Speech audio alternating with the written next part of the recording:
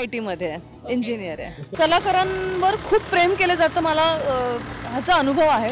कारण माझ्या करिअरची सुरुवात करताना माझ्या फॅमिलीतनं या क्षेत्रात आहे, कसं होईल, काय होईल, कोण लग्न करेल, कसं राहील, ह्या सगळ्या गोष्टींचे विचार सुरू होते एकमेकांमध्ये.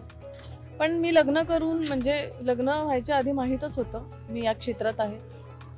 तेव्हापासून जे कौतुक होतं, लग्न करून गेल्यानंतर पण जे कौतुक आहे, कलाकारांना तिकडे कशा लेवलचा आणि काय लेवलचा रिस्पेक्ट आहे हा मी अनुभवलाय. खूप फरक आहे या बाबतीत साऊथ पीपल आणि आपल्या मध्ये. Yes, definite. गृहप्रवेश झाला, आम्ही व्हिडिओ बघितला, खूप छान घर आहे, तुझी दृष्ट काढली गेली, एवढं छान स्वागत केलं, तेव्हा तुझ्या काय भावना होत्या त्या क्षणी? सो माझा सगळ्यांनी गृहप्रवेश खूप गोड पद्धतीने, पारंपरिक पद्धतीने केला.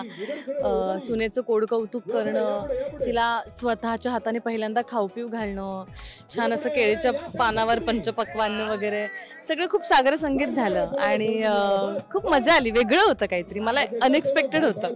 पण ते लोक मालिका पाहतात नाही पाहत, कारण ऑफकोर्स आपली भाषा नाही आहे आणि मुळात आता हल्ली वेबसिरीज आणि हे सगळं असल्यामुळे सगळे जॉबला जाणारे आहेत.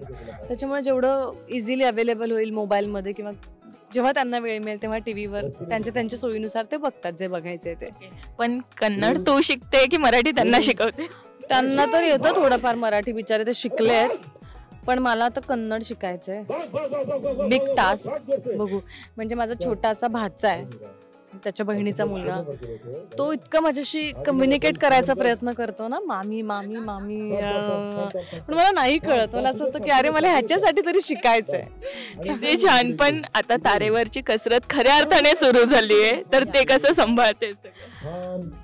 अजून तरी म्हणजे आत्ताशी 4-5 दिवस झालेत, सांभाळण्याचा प्रयत्न करेन आणि मला मुळात आवड आहे या सगळ्या गोष्टीची. सो बघूया कसं होईल मॅनेज.